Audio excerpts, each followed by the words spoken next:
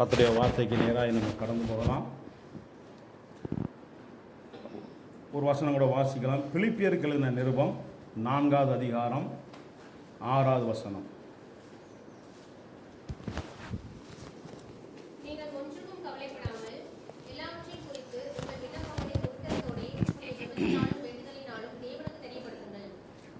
நீங்கள் ஒன்றுக்கும் கவலைப்படாமல் எல்லாவற்றையும் குறித்து உங்கள் விண்ணப்பங்களை ஸ்தோத்திரத்தோட கூடிய ஜெபத்தினாலும் வேண்டுதலினாலும் தேவனுக்கு தெரியப்படுத்துங்கள். கண்களை மூடி ஜெபிப்போம்.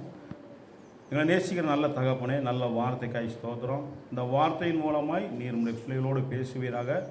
பரிசுத்த ஆவியானவர் வார்த்தைகளை தந்தள்ள முடியாது ஜெபிக்கிறோம். பேசுகிற வார்த்தைக்கு அடியனை உட்படுத்தி நான் ஜெபிக்கிறேன். இந்த வார்த்தை எங்களுக்கு ஆசீர்வாத தருவீராக. எங்கள் வாழ்க்கைக்கு இது பிரயோஜனமாக இருக்கிறத உதவி செய்வீராக. இயேசுவின் நாமத்தை ஜெபிக்கிறோம் பிதாவே. ஆமென். கவலை இல்லாத மனுஷன் யாரும் இருக்க முடியாது. உலகத்தில் பிறந்தாலே ஏதாவது ஒரு கவலை மனுஷனுக்கு இருந்து கொண்டே இருக்கும்.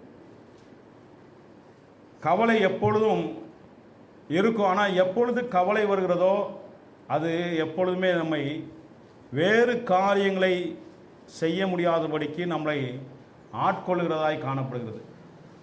ரொம்ப நம்ம கவலையில் நிறைந்துட்டோம்னா வேறு காரியத்தை நம்மளால் சிந்திக்க முடியாது, செயல்பட முடியாது. எப்பொழுதுமே கவலை நம்மளை ஆட்கொள்வதற்கு நாம் இடம் கொடுக்கக்கூடாது. அது உலகத்தில் உள்ள தேவனை அறியாத ஜனங்கள் வேணா ஒருவேளை கவலையினால் ஆட்கொள்ளப்பட்டு இருக்கலாம். ஆனால் நமக்கு தேவனுடைய பிள்ளைகள் கவலை வரும்போது அந்த கவலை நம்மளை ஆட்கொள்வதற்கு நாம் இடம் கொடுப்போமானால், கவலையிலேயே எப்பொழுதும் நாம் இருப்போமானால், அதை தொடர்ந்து பயம் நம்மை தொற்றிக்கொள்ளும். என்னாகுமோ ஏதாகுமோ என்ற ஒரு பயமும் நம்மை தொற்றிக்கொள்ளும். பயம் வந்த பிற்பாடு சோர்வு அதை தொடர்ந்து நம்மளை தொற்றிக்கொள்ளும். இது எல்லாம் வந்த பிற்பாடு நம்மளை எதை குறித்தும் செயல்பட முடியாதபடிக்கு, எதை குறித்தும் நம்ம யோசிக்க முடியாதபடிக்கு, சிந்திக்க முடியாதபடிக்கு அது நம்மளை முடக்கி போட்டுவிடும் மனிதர்களை எப்பொழுதுமே. அதனால தான் இந்த இடத்துல பவுல் அப்போஸ்தலன் சொல்கிறார், நீங்கள் ஒன்றுக்கும் கவலைப்படாமல் எல்லாவற்றையும் குறித்து உங்கள் விண்ணப்பங்களை ஸ்தோத்திரத்தோடு கூடிய ஜெபத்தினால் வேண்டுதலாம் தேவனுக்கு தெரியப்படுத்துங்கள். அப்பொழுது எல்லா புத்திக்கும் மேலான தேவ சமாதானம் உங்கள் இருதயங்களை உங்கள் சிந்தைகளையும் கிறிஸ்து இயேசுக்குள்ளாக காத்து கொள்ளும். நீங்கள் உங்களுக்கு கவலைகள், ஒருவேளை ஏதாவது போராட்டங்கள், பிரச்சனைகள், பயம் வரும்போது நீங்கள் எல்லாவற்றையும் தேவனுக்கு நீங்கள் அதை தெரியப்படுத்துங்கள். அப்பொழுது உங்களுக்கு ஒரு சமாதானம் உங்களை நிரப்பும். இந்த கவலை உங்களை நிரப்பாது, இந்த கவலை உங்களை ஆட்கொள்ளாது என்று ஒரு ஆலோசனை சொல்லுகிறார். இல்லைனா நம்மளை கவலை ஆட்கொண்டு நம்மளை ஒரு வகையில் முடக்கி போட்டுவிடும், செயல்பட முடியாதபடிக்கு. அப்போ தேவனுடைய பிள்ளைகள் கவலைப்படாமல் நம்ம இருக்க முடியாது. கவலை வரதான் செய்யும். எல்லா மனுஷனுக்கும் ஏதாவது ஒரு பிரச்சனை மூலமாக கவலை வருகிறது உண்டு. ஆனாலும் ஏன் அந்த பவுல் அப்போஸ்தலன் இப்படி சொல்கிறாருன்னா, நமக்கு நம்மளை ஜெபத்தை கேட்கிற தேவன், நமக்கு பதில் கொடுக்கிற தேவன், நமக்கு உதவி செய்கிற தேவன், நம்மை நடத்துகிற தேவன், நம்மை பாதுகாக்கிற தேவன், நம்முடைய சத்தத்தை கேட்கிற தேவன் நமக்கு மிகவும் சமீபமாக இருக்கிறார். நம்ம கூப்பிடுகிற தூரத்தில் தான் அவர் இருக்கிறார். கண்ணை மூடி நம்ம எந்த இடத்துல இருக்கிறோமோ அந்த இடத்துலையே கண்ணை மூடி தேவனை எனக்கு உதவி செய்யும் என்று கேட்டாலே உடனே உதவி செய்வதற்கு அவர் போதுமானவராய், அவர் உண்மை உள்ளவராக இருக்கிறார். மற்றவங்களுக்கு, தேவனை அறியாதவங்களுக்கு அந்த நம்பிக்கை இருக்குமோ இல்லையா தெரியாது.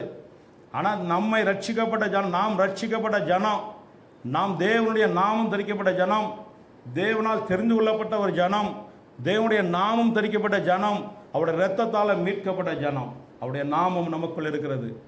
நாம் விசேஷித்தவர்களாக இருக்கிறோம், நம்ம பாக்கியவான்களாக இருக்கிறோம். கர்த்தரை இத்தனை சமீபமாய் பெற்ற ஜாதி வேறு எது உண்டு என்று சொல்லப்பட்டிருக்கிறது. அப்போ தேவனை நம்ம சமீபமாய் நம்ம பெற்றிருக்கிறோம். அதனால தான் சொல்கிறார், நீங்கள் ஒன்றுக்கும் கவலைப்படாமல் எல்லாவற்றையும் குறித்து நீங்கள் தேவனுக்கு நீங்கள் தெரியப்படுத்துங்க அப்படின்னு சொல்லி வேதம் சொல்லுகிறது. இந்த பவுல் அப்போஸ்தலன் ஆலோசனை சொல்லுகிறார். அப்போ நம்ம தேவனிடத்தில் நம்மளுடைய கவலைகள்லாம் சொல்லும்போது, அதை ஆண்டவராக இயேசு சொல்லும்போது, வருத்தப்பட்டு பாரம் சுமக்கிறவர்களே நீங்கள் எல்லாரும் என்னிடத்தில் வாருங்கள், நான் உங்களுக்கு இளைப்பாறுதல் தருவேன்னு சொல்கிறார். இப்போ பாரத்தை நாம் சுமந்து கொண்டே, கவலையை நாம் சுமந்து கொண்டே அலைந்தால் நமக்கு இளைப்பாறுதல் இருக்காது, நம்முடைய வாழ்க்கையில் நம்மளுக்கு சமாதானம் இருக்காது. வெறும் போராட்டமும் பிரச்சனைகளும் குழப்பங்களும் நமக்கு சமாதான குறைவு இப்படி தான் இருந்து கொண்டே இருக்கும். அதனால சொல்கிறேன், நீங்கள் உங்களுடைய கவலைகளை அவர்கிட்ட நீங்கள் சொல்லிடுங்க. என்ன பிரச்சனையாக இருந்தாலும் நீங்கள் உங்கள் ஸ்தோத்திரத்தோட தேவனை துதிக்கும் போது அவர்கிட்ட அந்த கவலை நீங்கள் சொல்லிடுங்க. அந்த கவலையை அவர் பார்த்து கொள்வார். அந்த கவலையை அவர் நீக்குவதற்கு அவர் போதுமானவராக இருக்கிறார். உங்களுக்கு சமாதானத்தையும் மகிழ்ச்சியும் தருவதற்கு அவர் போதுமானவராக இருக்கிறார் என்று நமக்கு ஆலோசனை சொல்கிறார். பாருங்கள், ஒரு வசனம் கூட நம்ம வாசிக்கலாம். சங்கீதம் 39:6 வாசிக்கலாம்.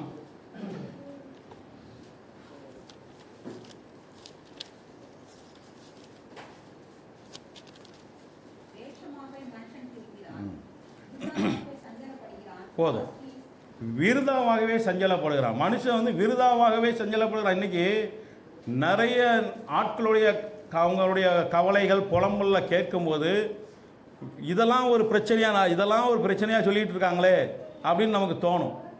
நான் ஒவ்வொருடைய மனநிலையை பொறுத்து அவங்க பார்க்குற பிரச்சனையை பார்க்க விதத்தை பொறுத்து அந்த பிரச்சனையை அவங்களுக்கு தெரிகிறது உண்டு. நமக்கு அற்பமாய் தெரிகிற பிரச்சனை இன்னொருவருக்கு பெரிய பிரச்சனையாக தெரியலாம். இல்லைன்னா அவங்களுக்கு அற்பமாக தெரிகிறது நமக்கு ஒரு பெரிய பிரச்சனையாக தெரியலாம். ஒவ்வொரு மனுஷனுடைய பார்வையும் அது வித்தியாசம் உண்டு. அவங்க அதை பார்க்குற விதம் உண்டு, வித்தியாசம் உண்டு. ஆனால் நிறைய மனுஷர்கள் அவங்க விருதாவாகவே அவங்களுக்கு சஞ்சலப்படுகிறார்கள். சிலர் எவ்வளோ பணம் சேர்த்தாலும் எவ்வளோ சம்பாதித்தாலும் திருப்தி இல்லாமல் ஓடிக்கொண்டிருக்கிறதும் கவலைப்படுகிறதும், ஐயோ இந்த இதுக்கு என்ன செய்வேன், இந்த தொழிலுக்கு என்ன செய்வேன், இல்லைன்னா இந்த தேவையான பணம் வருமானம் எல்லாம் இருந்தாலும் அவங்களுக்கு அதுக்கு என்ன செய்வேன் இதற்கு என்ன செய்வேன் என்று சொல்லி அவங்க ஓடிக்கொண்டே இருப்பார்கள். சிலர் அவங்களுடைய வாழ்க்கை நல்ல முறையில் அவங்களுக்கு செட்டிலாகி இருந்தாலும் ஏதாவது ஒரு காரியத்துக்கு கவலைப்பட்டு கொண்டே இருப்பார்கள். இந்த கவலையை பிசாசு கொண்டு நமக்கு வைக்கிறான். ஏதாவது ஒரு காரியத்தை தூண்டி விட்டு பிசாசு இந்த கவலையை வைக்கிறது உண்டு. ஏன்னா அப்போ தான் இவன் தேவனை தேட மாட்டான், துதிக்க மாட்டான். இப்போ தான் இந்த கவலை தன்னுடைய கவலையும் புலம்பலையும் இதை நினைத்து கொண்டு புலம்பிக்கிட்டே இருப்பார்கள் அப்படின்னு சொல்லி இது அவன் செய்கிற ஒரு தந்திரமான ஒரு காரியமாக இருக்கிறது. எனக்கு தெரிந்த ஒரு நபர் உண்டு. அவங்களுடைய குடும்பம்லாம் நல்லா செட்டில் ஆகி எந்த பிரச்சனையும் இல்லை. நம்ம நியாயமாக பார்த்தா எல்லாம் பிள்ளைலாம் செட்டில் ஆகி எந்த கவலையும் இல்லை. ஆனாலும் தினம் வரும்போதெல்லாம் ஏதாவது ஒரு காரியத்தை சொல்லி புலம்பிக்கிட்டே இருப்பார். இது பிசாசுடைய காரியம், அது அவருக்கு தெரியல. பிசாசு அவரை தூண்டி விட்டு சும்மா தேவையில்லாததுக்கெல்லாம் கவலைப்படை வைத்து கொண்டு புலம்பிக்கிட்டு உடனே ஆண்டவருக்கு விரோதமாகவும் 2 வார்த்தையும் சொல்லிக்கிட்டு கர்த்தர் துன்மார்க்கம் தான் ஆசீர்வதிப்பார், என்னெல்லாம் ஆசீர்வதிப்பார் அப்படி. அவருக்கு தேவையான பணம் எல்லாம் இருக்குது, நல்ல ஆசீர்வாதமாக இருக்கிறாங்க. என்னை பொறுத்தளவில் நான் பார்த்ததில்லை. ஆனாலும் துன்மார்க்கனை தான், மோசமாக இருக்கவனை தான் ஆண்டவர் ஆசீர்வதிப்பார். அவன்லாம் நல்லா இருக்கான், எனக்கு தான் கஷ்டம், எனக்கு தான் பிரச்சனை. உங்களுக்கு என்னையா கஷ்டம்? உங்களுக்கு தான் பிரச்சனையே இல்லாத மாதிரி தெரியுது. என்ன கஷ்டம்? பிள்ளைகளும் செட்டில் ஆகிட்டு உங்களுக்கு தேவையான பணம் இருக்குது, வீடு வாசல் இருக்குது, எல்லாமே இருக்குது. ஆனாலும் புலம்பல் தான். இது பிசாசுனுடைய தந்திரமாக இருக்கிறது. நம்மளை புலம்ப வைத்தால் தேவனுக்கு விரோதமாய் நம்ம முறுமுறுப்போம், நம்ம தேவனை துதிக்கிறதை மறந்து விடுவோம், தேவனுக்கு நன்றி செலுத்துறதை நம்ம விட்டு விடுவோம், தேவனை தேடுகிறதை விட்டு விடுவோம். காலையில் ஜெபிக்க எழுந்து உட்கார்ந்து ஜெபிக்க தொடங்கின உடனே நமக்கு அந்த புலம்பல் தான் ஞாபகம். நமக்கு பிரச்சனை தான் மண்ணில் ஓடிக்கிட்டே இருக்கும். தேவனை தேடுகிறதும் ஜெபிக்கிறது எல்லாம் போய்விடும். இதுதான் பிசாசுடைய தந்திரம். அதுக்காக தான் இந்த புலம்பலையும் கவலையும் அவன் நம்ம மனதுக்குள்ளே வைத்து கொண்டே இருக்கிறான். தேவையில்லாத பிரச்சனைகள்லாம் கவலை, இல்லைன்னா தேவையில்லாத மனுஷன் மூலமாக ஏதாவது ஒரு கவலையை தூண்டி விட்டு ஒரு கவலை உண்டாக்குறது, இதெல்லாம் பிசாசுடைய தந்திரம். இது நாம் தேவனுடைய பிள்ளைகள் இதை நம்ம சரியாய் நம்ம அறிந்து கொள்ளாவிட்டால் நாம் காலம்புறம் புலம்பிக் கொண்டும் கவலைப்பட்டு கொண்டும் தான் இருப்போம் ஒழிய அடுத்த கட்ட முன்னேற்றத்துக்கு, அடுத்த கட்ட வாழ்க்கைக்கு, இல்லைன்னா ஆவிக்குரிய முன்னேற்றத்துக்கு, இல்லைன்னா ஆண்டவர் தந்த அந்த முழுமையான ஆசீர்வாதத்தை நன்மையை நம்ம பெற்றுக்கொள்ள முடியாமல் நாம் அங்கேயே முடங்கி கிடந்து, அங்கேயே முடக்கப்பட்டு கிடந்து நம்ம புலம்பி புலம்பி புலம்பி கடைசியில் நம்மளுடைய வாழ்க்கையில் உள்ள ஆசீர்வாதங்களை பூரா நாம் இழந்து போவதற்கு அது அநேக வாய்ப்புகளை அது ஏற்படுத்துகிறது. பாருங்கள், ஒரு காரியம் லூக்காவின் சுவிசேஷ புத்தகம் 10வது அதிகாரம் 41வது வசனத்தை வாசிக்கலாம். எல்லாருக்கும் தெரிந்த வசனம். லூக்கா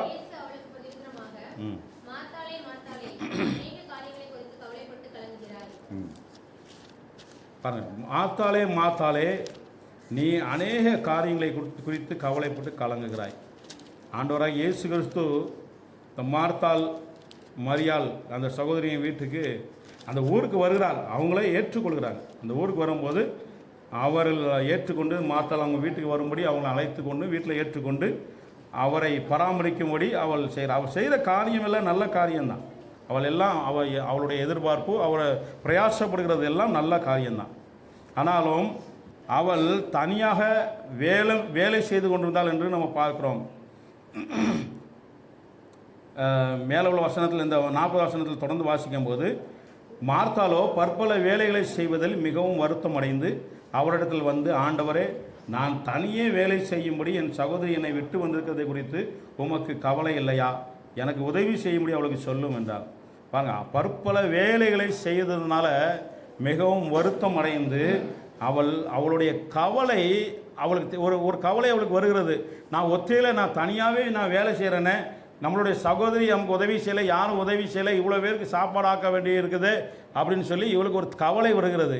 அந்த கவலை நிமித்தம் என்ன நடக்கிறது? ஆண்டவர் இயேசு அங்கே இருக்கிறார்.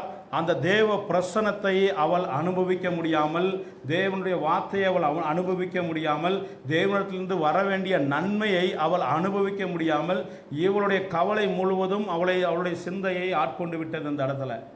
ஆனால் மரியாள் அதில் தெளிவாக இருக்கிறாள். மரியாள் அதை எதை குறித்து அவள் கவலைப்படாமல் நேராக ஆண்டவர் இயேசுவோடைய பாதத்தில் போய் உட்கார்ந்து ஆண்டவர் பேசுகிறதை அவள் கேட்டுக்கொண்டிருந்தாள் என்று நாம் பார்க்கிறோம். அவன் ஆண்டவராக இயேசு அவளுடைய வீட்டுக்கு வந்து உட்கார்ந்திருக்கிறார். அவர் பேசும்படி உட்கார்ந்திருக்கிறார். அவள் அழைப்பை ஏற்று வந்து உட்கார்ந்திருக்கிறார். இப்போ மரியாள் தேவ பிரசன்னத்தை அனுபவிக்கிறாள். தேவனுடைய வார்த்தையை அவள் கேட்கிறாள். எல்லாவற்றையும் தேவனிடத்திலிருந்து வருகிற அந்த நன்மைகளை அவள் அனுபவித்து கொண்டிருக்கிறாள். ஆனால் அவளுடைய சகோதரியாக யார் வீட்டுக்கு அழைத்தாலோ அவளுடைய சகோதரி மாத்தாள் ஆண்டவராக இயேசுடைய அந்த பிரசன்னத்தை அவள் அனுபவிக்க முடியாமல் போனது. காரணம், அவள் அந்த தேவையில்லாத அந்த கவலை, அந்த வருத்தம் அவள் சிந்தலை நிரம்பினதுனால் அவளுக்கு டென்ஷன்லேயே வேலை செஞ்சுட்டு இருக்கிறாள். அதனால தான் ஒரு கட்டத்துக்கு மேலே அவளால் தாங்கிக் கொள்ள முடியாதபடிக்கு வந்து ஆண்டவர்கிட்ட கம்ப்ளைண்ட் பண்ணுறாள், குறை சொல்கிறாள். அப்போ தேவ பிரசன்னத்தை அவள் அனுபவிக்க முடியாதபடிக்கு அந்த கவலை அவளை ஆட்கொண்டது என்று நம்ம பார்க்குறோம். இவள் அந்த கவலையெல்லாம் விட்டுட்டு தேவ சமூகத்தில் உட்கார்ந்ததுனால அதெல்லாம் ஏற்றுக்கொண்டா. ஒருவேளை ஆண்டவர்கிட்டே இயேசுட்டே நான் என்ன செய்யணும், உங்களுக்கு ஏதாவது செய்யணுமா, ஆகாரம் ஆயத்தம் பண்ணணுமா என்று அவள் கேட்டிருந்தாக்க ஆண்டவரே ஏதாவது ஒரு வழி சொல்லியிருக்கலாம். ஆனால் இவள் தேவ பிரசன்னத்தையும் தேவ சமூகத்தையும் இழந்து, தேவனுடைய வார்த்தையும் இழந்து, எல்லாவற்றையும் இழந்து அவளுக்கு கோபமும் எரிச்சலும் மாத்திரம் அவளுக்கு நிறைந்திருந்தது. கவலை மாத்திரம் அவளுக்கு நிறைந்திருந்தது என்று பார்க்கிறோம். நாம் கவலையை அதிகமாய் நம்மளை ஆட்கொள்ள விடும்போது தேவ பிரசன்னத்தை நம்ம இழந்து போகக்கூடும். தேவனிடத்திலிருந்து வருகிற நன்மையை நம்ம இழந்து போகக்கூடும். இல்லைனா தேவன் பேசுகிறதை நம்ம கேட்க முடியாதபடி போய்விடும். தேவனுடைய சத்தத்தை நம்ம கேட்க முடியாது. தேவனுடைய வார்த்தையை நம்ம அனுபவிக்க முடியாமல் நம்ம போய்விடும். அதனால் எப்பொழுதும் கவலை நம்மளை ஆட்கொள்ள விடாதபடிக்கு நம்ம எச்சரிக்கையாக இருக்க வேண்டியது மிகவும் அவசியமாக இருக்கிறது. கவலை வரதான் செய்யும். ஏதாவது பிரச்சனை வரும்போது தானாகவே கவலை வரும். அதுதான் அவர் வழி சொல்லுகிறார் நமக்கு. நம்ம வாஸ்தவம் வெளிப்பேரில் அது ஒன்றுக்கும் நீங்கள் கவலைப்படாமல் எல்லாவற்றையும் ஸ்தோத்திரத்தோடு கூட நீங்கள் தேவனுக்கு அதை நம்ம தேவனுக்கு தெரியப்படுத்துகிற நம்ம பழகிட்டோம்னாலே இந்த கவலை நம்மளை ஆட்கொள்ளாது. இல்லைன்னா அது நம்மளை ஆட்கொண்டுக்கிட்டே இருக்கும். அதில் நம்ம மிகவும் எச்சரிக்கையாக இருக்க வேண்டியது அவசியமாக இருக்குது. மத்தேயு 6வது அதிகாரம் 27வது வசனத்தை வாசிக்கும் போது ஆண்டவராக இயேசு அதில் ஒரு காரியத்தை சொல்லுகிறார் பாருங்க.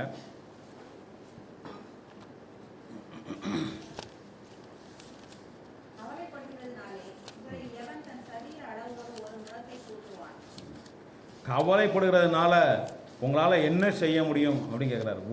உங்கள் சரீரத்தில் ஒரு அளவு, நம்மளுடைய சரீரம் தான், நம்ம நினச்சா இவ்வளோ வளர்த்தி நான் வரலாம், இல்லைன்னா இவ்வளோ வளர்த்தி தான் இருக்கலாம் என்று நம்ம முடிவு பண்ண முடியாது. நம்மளுடைய சரீரத்தையே அது நமக்கு என்ன வரணுமோ, ஆண்டவர் எப்படி நம்ம சரீர வளர்ச்சி வைத்திருக்கிறோம் அந்த அளவு தான் வர முடியும். எவ்வளோ உயரம் வரணும், எவ்வளோ சைஸில் இருக்கணும், எல்லாமே அதை ஆண்டவர் நிர்ணயித்தது. நம்மளோட ஒரு முளம் கூட கூட்ட முடியாது. நீங்கள் கவலைப்படுகிறதுனால உங்களுடைய சரீரத்தில் நீங்கள் ஒரு முளத்தை கூட கூட்ட முடியாது என்று சொல்கிறார். அப்போ வீணாய் கவலைப்படுகிற காரியங்கள் அதிகமாக இருக்கிறது.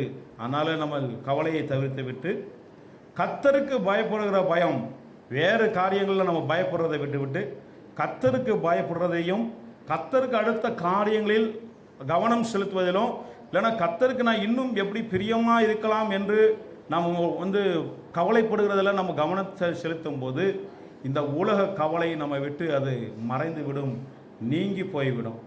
ஆனால் உலகத்தில் உள்ள காரியத்தை குறித்து நம்ம அதிகமாக நம்ம கவலைப்படும் போது அது நமக்கு எல்லாம் குறைவை தான் உண்டாக்கும், பலவீனத்தை உண்டாக்கும்.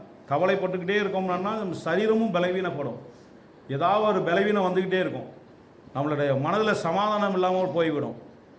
அதனால் எப்பொழுதுமே நம் கவலையிலே நம்ம இருக்காதபடிக்கு கர்த்தருக்கு பயப்படுற பயத்திலும் கர்த்தருக்கு அடுத்த காரியத்தில் நம்ம என்ன செய்யலாம், எப்படி செய்யலாம், இன்னும் என்னுடைய ஆவிக்குரிய ஜீவிதத்தில் நான் முன்னேற என்ன செய்யலாம், இன்னும் நான் வேத வாசிக்கிறதில் ஜெபிக்கிறதில் நான் கவனம் செலுத்துறதுலையும், ஆனால் கர்த்தருக்கு சித்தத்தை நம்ம நிறைவேற்றுவதில் நம்ம அதிகமாக கவனம் செலுத்துறதில்லை. இப்படிப்பட்ட காரியங்களை நம்ம கவனம் செலுத்தும் போது இந்த உலக கவலை தானாய் நமக்கு மறைந்துவிடும், குறைந்து விடும். பாருங்கள், 1 பேதுரு 5வது அதிகாரம் 7வது வசனத்தை வாசிக்கலாம்.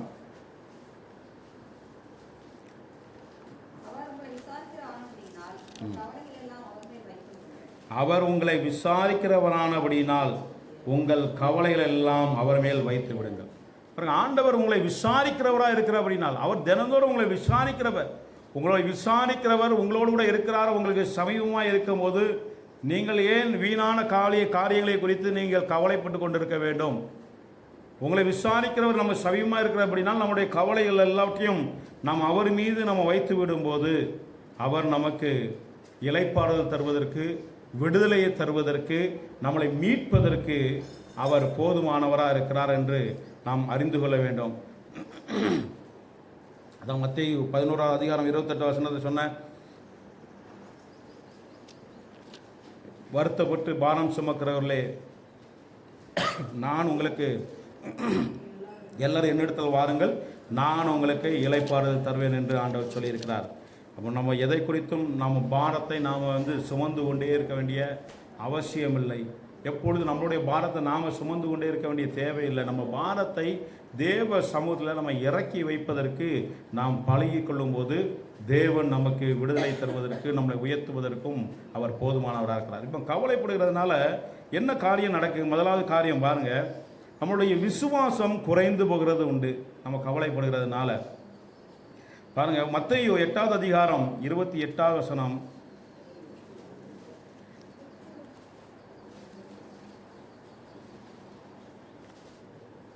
மத்தேயு 8:26.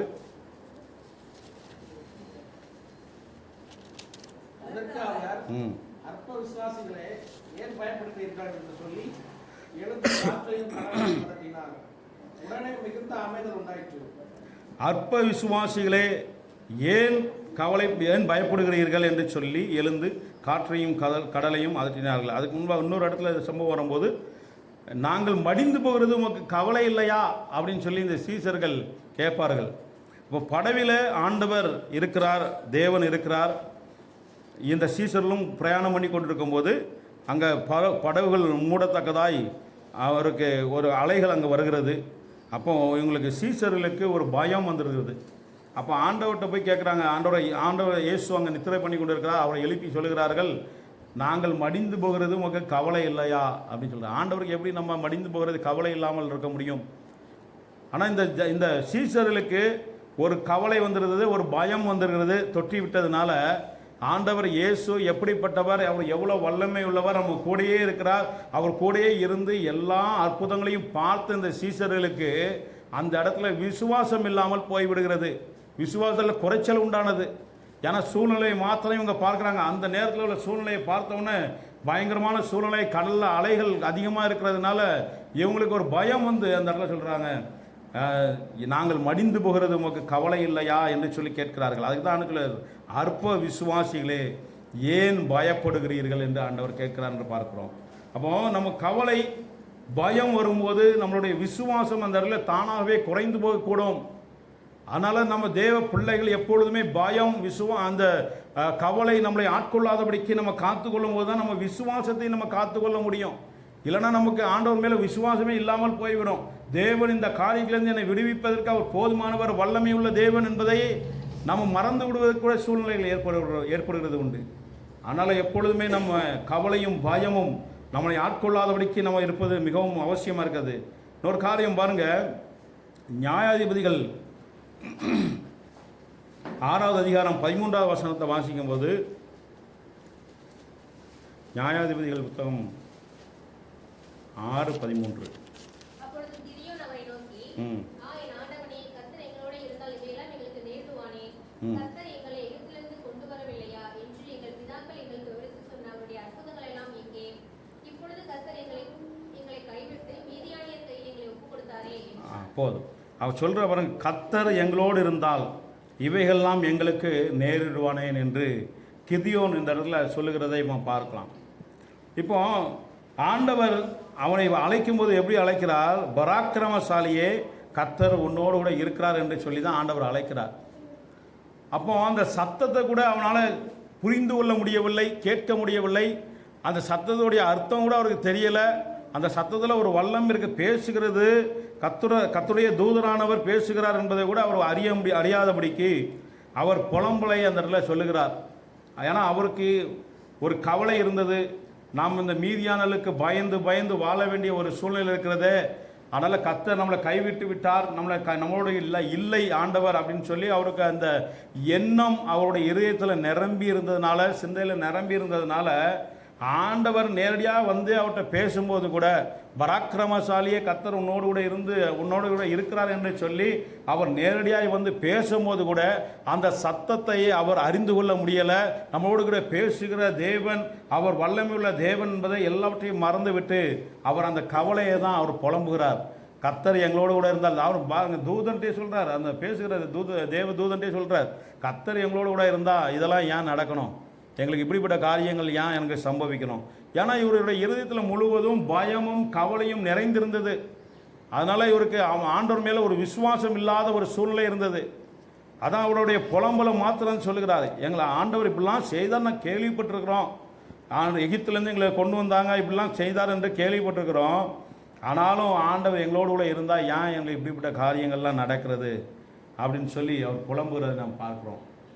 தேவ பிள்ளைகள், நாம் கவலையும் பயமும் நமக்கு எப்பொழுதுமே நம்மளை ஆட்கொண்டுக்கிட்டே இருப்போமானால், நம்ம அதுக்கு நம்மளுடைய சிந்தைகளை நம்ம எப்பொழுதுமே நம்ம ஒப்பு கொடுப்போமானால், நம்ம இருதயத்தை அதுக்கு நம்ம அதிலேயே நம்ம வைத்திருப்போமானால், நாம் தேவ சத்தத்தை நம்ம கேட்க முடியாது, புரிந்து கொள்ள முடியாது. நம்ம விசுவாசமும் அந்த இடத்துல குறைந்து போகக்கூடும். அதனால் நம்ம தேவ பிள்ளைகள் எப்பொழுதுமே பயத்திலும் கவலையிலையும் நாம் நிறைந்திருக்க வேண்டிய அவசியம் இல்லை. நம்மோடு கூட இருக்கிற ஆண்டவர் பெரியவர். உலகத்தில் இருப்பவனை விட உங்களுக்குள் இருக்கிறவர் பெரியவர் என்று ஆண்டவர் சொல்லியிருக்கிறார். நமக்குள் இருக்கிற ஆண்டவர் பெரியவர். நமக்குள் இருக்கிற அதிகாரம் பெரியது. நமக்குள் இருக்கிற நாமம் பெரியது. அந்த இயேசுவின் நாமத்தை சொன்னாலே போதும், நமக்கு முன்பாக இருக்கிற எல்லா பிரச்சனைகளும் போராட்டங்களும் அது தானாய் விலகி போக முடியும். அப்படிப்பட்ட வல்லமையுள்ள நாமத்தை ஆண்டவர் நமக்கு தந்திருக்கிறார். அது மாத்திரமல்ல, என் நாமத்தினாலே உங்களுக்கு சகல அதிகாரம் கொடுக்கப்பட்டிருக்கிறது என்று சொல்லியிருக்கிறார். அவருடைய நாமத்தினாலே நமக்கு சகல அதிகாரம் நமக்கு கொடுக்கப்பட்டிருக்கிறது. இயேசுவே எனக்கு உதவி செய்யும், எனக்கு இறங்கும் என்று சொல்லி நம்ம ஒரு வார்த்தை சொன்னாலே போதும், ஆண்டவர் இறங்கி வந்து நமக்கு உதவி செய்வதற்கும் அவர் போதுமானவராக இருக்கிறார். அப்படிப்பட்ட ஆண்டவரை நம்ம பக்கத்தில் வைத்து கொண்டு அப்படிப்பட்ட ஆண்டவரை சேவிக்கிற நாம் தேவன் என்னோடு கூட இருந்தால் இப்படிப்பட்ட காரியங்கள்லாம் ஏன் எனக்கு ஏன் வருகிறது என்று சொல்லி கொண்டிருப்போமானால், அப்போ தேவனை குறித்த அறிவு நமக்கு இல்லை. இன்னும் கர்த்தரை குறித்த அந்த தேவனிடத்தில் இருக்கிற விசுவாசம் நமக்கு குறைந்து போயிற்று என்று தான் அர்த்தம். அதில் நம்ம தேவ பிள்ளைகள் மிகவும் எச்சரிக்கையாக இருக்க வேண்டியது அவசியமாக இருக்கிறது. இன்னொரு சம்பவம் பாருங்கள், நெகேமியா 4வது அதிகாரம் 14வது வசனம்.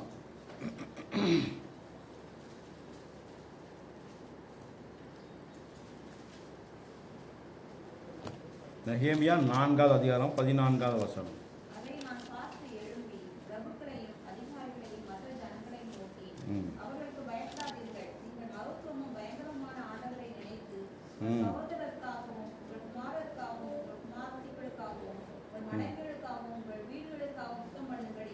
போதும் பாருங்க, நெகேமியா தன்னுடைய ஜனங்களை திடப்படுத்தும்படி அவர் சொல்லுகிறார்.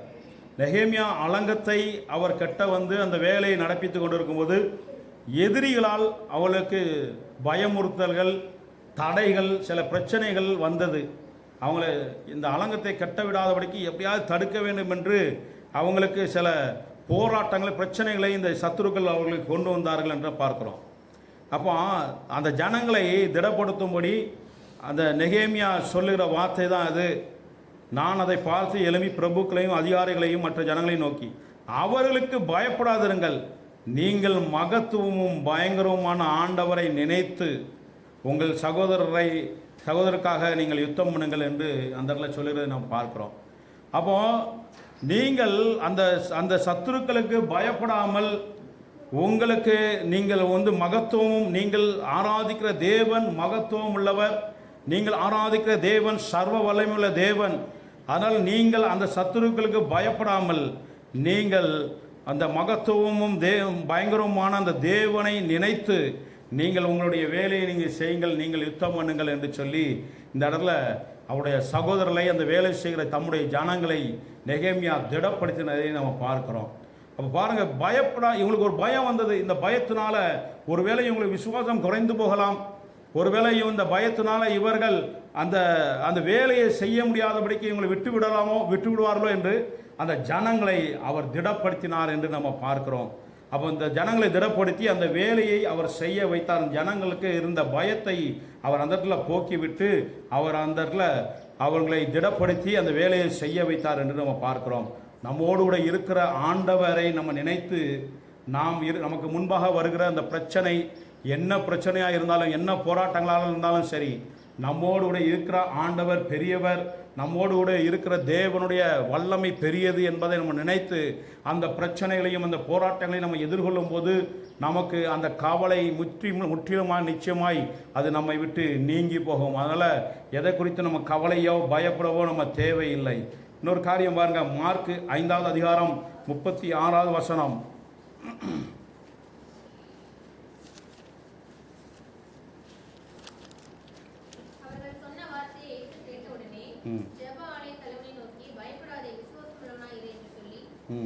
ஆண்டவர் இந்த இடத்துல ஒரு ஜெபாலய தலைவன், அவனுடைய மகளுக்கு ஒரு சுகவீனம் வருகிறது. அப்பொழுது ஆண்டவர் அங்கே கொஞ்சம் தாமதமானதுனால அவள் மரித்து விட்டாள் என்று ஒரு செய்தி வருகிறது அவளுக்கு. அந்த சிறியானவள் 34வது வசனத்தை வாசிக்கும்போது, 35வது வசனத்தை வாசிக்கும்போது, அவர் இப்படி பேசி கொண்டிருக்கையில் ஜெப ஆலய தலைவனுடைய வீட்டிலிருந்து சிலர் வந்து, உம்முடைய குமாரத்தை மரித்து போனால் இனி ஏன் போதகரை வருத்தப்படுத்துகிறீர்கள்? அவள் வியாதியாக இருக்க அவள் சுகமாக்கும்படி இங்கே வந்து அவள் பேசி கொண்டிருக்கும்போது கேட்டுக்கொண்டிருக்கும்போது கொஞ்சம் தாமதமாகிறது.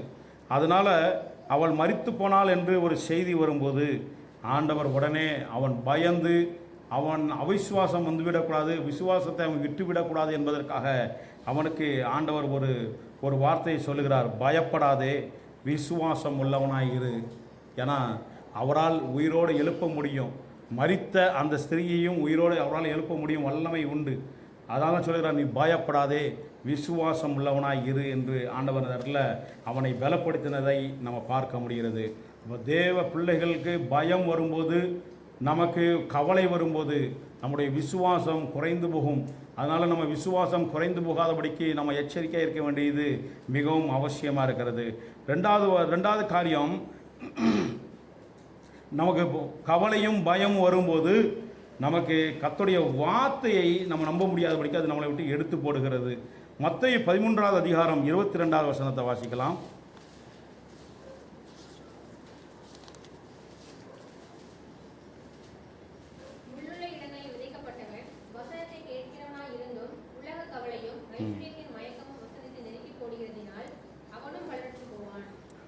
முள்ளுள்ள இடங்களில் விதைக்கப்பட்டவன் வசனத்தை கேட்டவனாய் இருந்தும் உலக கவலையும் ஐஸ்வர்யத்தின் மயக்கமும் வசனத்தை நெருக்கி போடுகிறதுனால் அவனும் பலனற்று போவான்.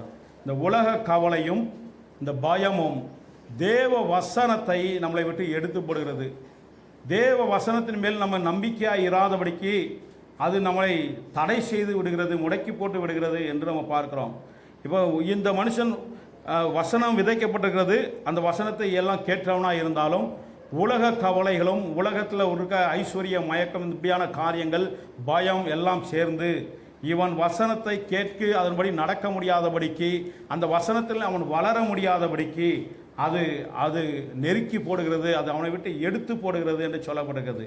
அப்போ உலக கவலை, உலக பயம், அந்த பயம் கவலையும் வரும்போது தேவ வசனத்துக்கு நம்ம செவி கொடுக்க முடியாதபடிக்கு, அதை நம்ம ஏற்றுக்கொள்ள முடியாதபடிக்கு அது செய்து விடுகிறதாய் காணப்படுகிறது.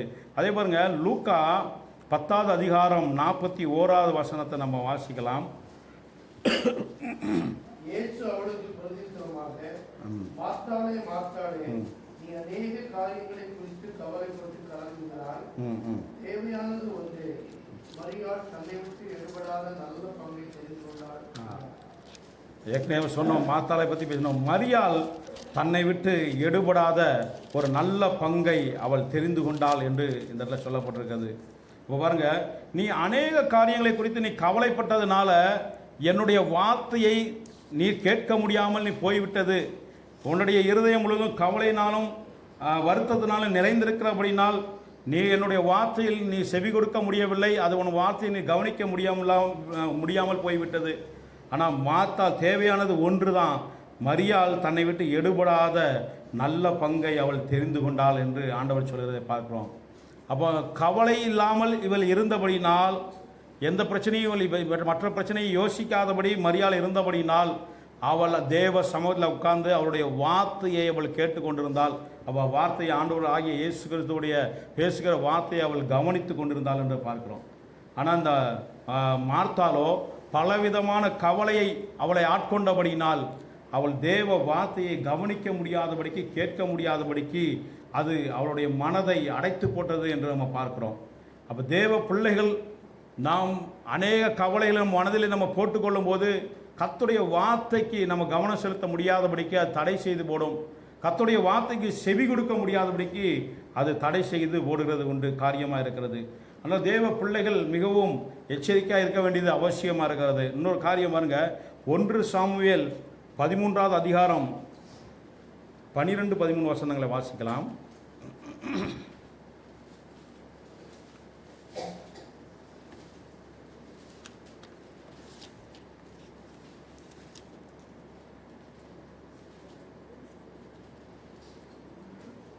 ஒன்று சாமுவேல் 13வது அதிகாரம் 12வது வசனம் 13வது வசனம். பெலிஸ்தர் எனக்கு விரோதமாய் வந்து விடுவார்கள் என்றும், நான் இன்னும் கர்த்தருடைய சமூகத்தை நோக்கி விண்ணப்பம் பண்ணவில்லை என்றும் எண்ணி துணிந்து சர்வாக தகன பலியை செலுத்தினேன் என்றான். சாமுவேல் சவுலை பார்த்து, புத்தியீனமாய் செய்தேன். உம்முடைய தேவனாகிய கர்த்தர் உமக்கு விதித்த கட்டளையை கைக்கொள்ளாமல் போனேன். மற்றபடி கர்த்தர் இஸ்ரவேலின் மேல் உம்முடைய ராஜ்யபாரத்தை என்றைக்கும் ஸ்திரப்படுத்துவார். போதும். இதில் சவுலுக்கு ஒரு இப்படிப்பட்ட ஒரு சம்பவம் வருகிறது. பெலிஸ்தர்கள் இவர்களை சூழ்ந்திருக்கிற ஒரு சூழ்நிலை, எதிர்த்து வருகிறார்கள். இவர்களை சூழ்ந்திருக்கிற ஒரு சூழ்நிலையில் இவருக்கு ஒரு பயம் வந்து விடுகிறது. ஏன்னா சவுலோடு கூட இருந்த ஜனங்கள் சிதறிக்கொண்டே போய் கொண்டிருக்கிறார்கள். இவருக்கு என்ன செய்ய வேண்டும் என்று தெரியல. சாமுவேலும் குறித்த நேரத்தில் அவர் வரவில்லை என்பதனால இவருக்கு அந்த கர்த்தருடைய அந்த பிரமாணத்தை மீறி அவர் துணிந்து பலி செலுத்தினார் என்று நம்ம பார்க்கிறோம். அவர் தான் சொல்கிறார், சாமுவேல் சொல்கிறார், புத்தீனமாய் நீ செய்தீர், உம்முடைய தேவனாகிய கர்த்தர் உமக்கு விதித்த கட்டளையை கை கொள்ளாமல் போனீர் என்று சொல்லுகிறார். இவர் பயத்தினால இவர் அவசரப்பட்டு அந்த பலியை இவரே அவர் செலுத்தி விட்டார் என்று நம்ம பார்க்கிறோம். ஏன்னா இந்த சத்துருக்கள் நெருங்கி வருகிறார்கள். தன்னோடு இருக்கிற ஜனங்களும் அவர்கள் எல்லாரும் பிரிந்து அவர்கள் சிதறி விலகி கொண்டே போய் கொண்டிருக்கிறாங்க. இப்படிப்பட்ட ஒரு ஆபத்தான ஒரு சூழ்நிலை இருக்கிறது. இவருக்கு பயம் வந்ததுனால என்ன செய்ய வேண்டும் என்று செய்ய தெரியாமல் கடைசியில் இவரே அந்த பலிகளை இவர் செலுத்தினார் என்று பார்க்கிறோம். சாமுவேல் பலி செலுத்தியிருந்தால் ஒருவேளை கர்த்தருடைய வார்த்தை இந்த பெலிஸ்தருக்கு விரோதமாய் இவர்கள் யுத்தம் பண்ணுவதற்கு ஆண்டவர் ஏதாவது ஆலோசனை கூட கொடுத்திருக்கலாம். இவர் அவசரப்பட்டு இவர் பலி செலுத்தினதுனால இவருக்கு பயம்தான் வந்தது. கடைசியில் இவர் பலி செலுத்தினதுனால அந்த ஒரு தவறை செய்து இவர் தேவனுடைய ராஜ்யத்தை இழந்து போவதற்கு ஒரு காரணமாக இருந்தது என்று நம்ம பார்க்கிறோம். இன்னொரு காரியம் பாருங்க, ஆதியாகமம் 32வது அதிகாரம் 7வது வசனத்தை வாசிக்கலாம்.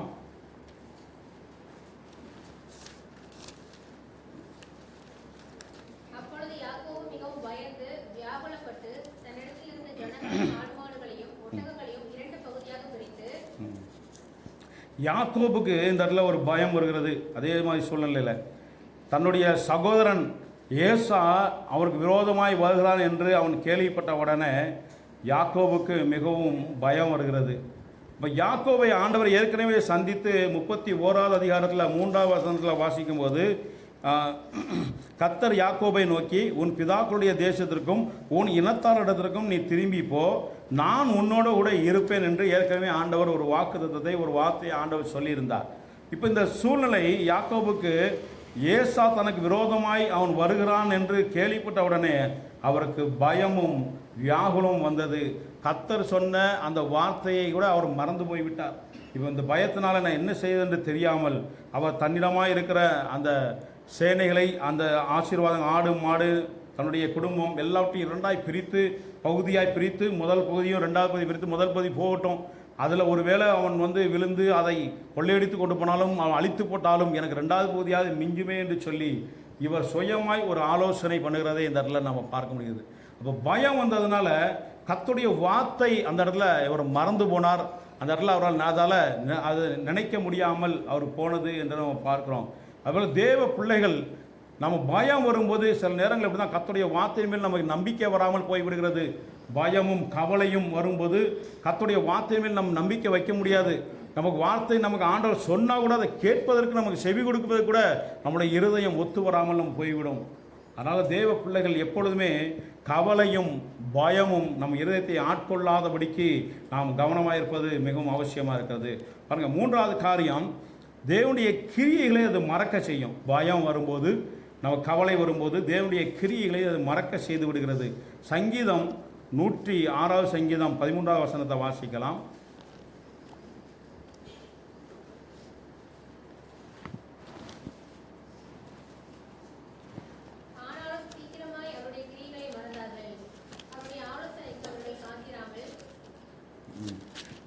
ஆனாலும் சீக்கிரமாய் அவருடைய கிரியைகளை மறந்தார்கள். ஆண்டவர் தம்முடைய வல்லமையான புயத்தினால தம்முடைய ஜனங்களை எகிப்து தேசத்திலிருந்து நடத்தி கொண்டு வருகிறார். பலவிதமான அற்புதங்களையும் அடையாளங்களையும் அவர் செய்து அந்த ஜனத்தை நடத்தி கொண்டு வந்து கொண்டிருக்கிறார். ஆனாலும் இந்த ஜனங்கள் அவருடைய கிரியைகளை சீக்கிரமாய் அவர்கள் மறந்து போனார்கள் என்று நாம் பார்க்குறோம். பாருங்க, என்னாகும் 11வது அதிகாரம் 20வது வசனத்தை வாசிக்கலாம். என்னாகும் 11:20.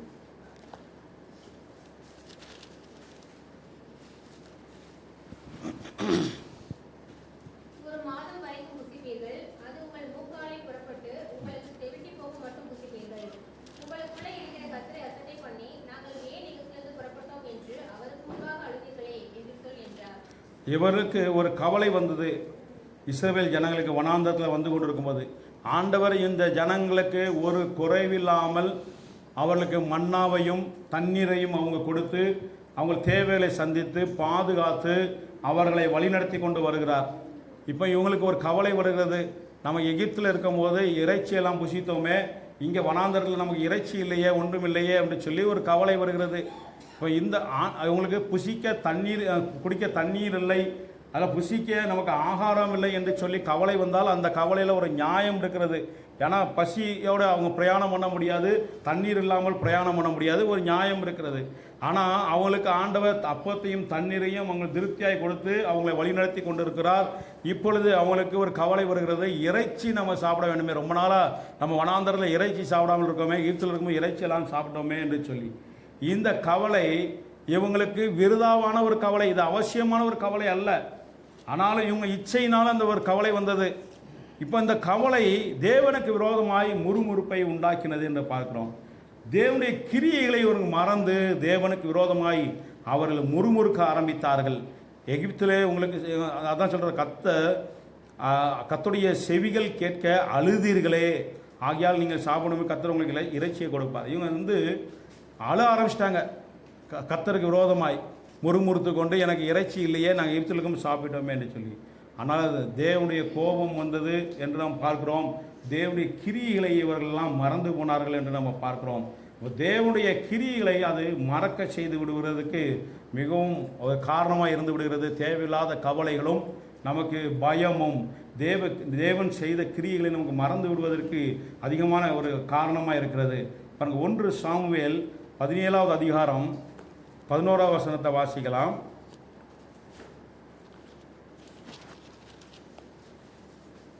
சவுலும் இஸ்ரவேலர் அனைவரும் அந்த மனுஷனுடைய வார்த்தைகளை கேட்டு கலங்கி மிகவும் பயப்பட்டார்கள். சவுலும் இஸ்ரவேல் ஜனங்களும் அந்த பெலிஸ்தருடைய வார்த்தையை கேட்டு மிகவும் பயந்து போயிருக்கிறார்கள்.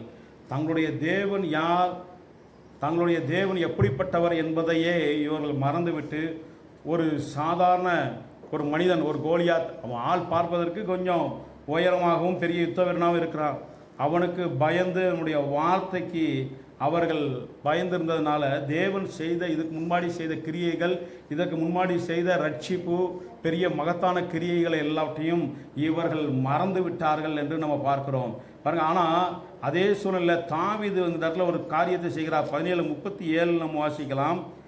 பின்னும் தாவீது, என்னை சிங்கத்தின் கைக்கும் கரடியின் கைக்கும் தப்புவித்த கர்த்தர் இந்த பெலிஸ்தருடைய கைக்கும் தப்புவிப்பார் என்றான். அப்பொழுது சவுல் தாவீதை பார்த்து, ஓ, கர்த்தர் உன்னோடே கூட இருப்பாராக என்றான். தாவீது ஒரு காரியத்தை செய்கிறார். என்னை சிங்கத்தின் கைக்கும் கரடிக்கும் கைக்கும் தப்புவித்த கர்த்தர் இந்த பெலிஸ்தருடைய கைக்கு தப்புவிப்பார் என்றார். இப்போ எல்லாரும் முன்னாடியும் சவால் விட்டு கொண்டிருக்கிற இந்த பெலிஸ்தனை தாவீதும் பார்க்கிறார், சவுலும் பார்க்கிறார். சவுல் அவனுடைய வார்த்தையை கண்டு இஸ்ரவேல் ஜனங்கள் எல்லாம் பயந்து கொண்டு இருக்கிற அந்த சூழ்நிலையில் தாவீது அதை பார்க்கிறார். பார்த்து அவர் நினைவு கூறுகிறார், கர்த்தர் இதற்கு முன்பாக ஒரு சிங்கத்தின் கைக்கும் ஒரு கரடியின் கைக்கும் நம்மளை தப்புவித்தார். நான் சிங்கம் வரும்போது அதை அடித்து போட்டு அதனுடைய வாயிலிருந்து இந்த ஆட்டை நம்ம தப்புவிப்பதற்கு ஆண்டவர் உதவி செய்தாரே, அதுபோல் கரடி வரும்போதும் அது அதையே அடித்து போட்டு அதிலிருந்து ஒரு ஆட்டை நம்ம தப்புவிப்பதற்கு ஆண்டவர் உதவி செய்தாரே, அதே ஆண்டவர் இப்பொழுது இந்த பெலிஸ்தனுடைய கையிலிருந்து என்னை தப்புவிப்பதற்கும் எனக்கு உதவி செய்வார் என்று சொல்லி தான் அந்த சிங்கத்தை போலும் அந்த கரடியை போலும் தான் இவனும் இருப்பான் என்று சொல்லி அவன் அந்த பெலிஸ்தனுக்கு விரோதமாய் போய் அவனை அடித்து போட்டான், கொன்று போட்டான் என்று நாம் பார்க்கிறோம். அவன் சவுலுக்குள் தேவனுடைய கிரியையை சவுல் மறந்து விட்டார். கர்த்தருக்கு முன்பாடி செய்த அற்புதங்கள், அடையாளங்கள், பலத்த கிரியைகளை மறந்து விட்டார். ஆனால் தாவீதோ இந்த இடத்துல கர்த்தர் செய்த பழைய கிரியைகளை நினைத்து, கர்த்தர் செய்த கிரியைகளை அவர் நினைத்ததுனால தான் அந்த தைரியம் வந்தது, அந்த விசுவாசம் வந்தது. தேவன் பேரில் நம்பிக்கையோடு கூட அவர் போய் அந்த இடத்துல யுத்தம் பண்ணினார், அவர் ஜெயித்தார் என்று நம்ம பார்க்கிறோம். அதனால் தேவனுடைய பிள்ளைகள் எப்பொழுதுமே பயந்து கவலைப்பட்டு கொண்டே இருப்பதனால நமக்கு எந்த பிரயோஜனமும் இல்லை. நாம் ஒரு கவலை வரலாம், நமக்கு பயம் வரலாம், அது நம்மளை முடக்கி போடுவதற்கு எந்த விதத்தில் நம்ம இடம் கொடுக்கக்கூடாது. கடைசியாக ஒரு வசனத்தை வாசிக்கலாம். சங்கீதம் 77:9-12 வாசிக்கலாம்.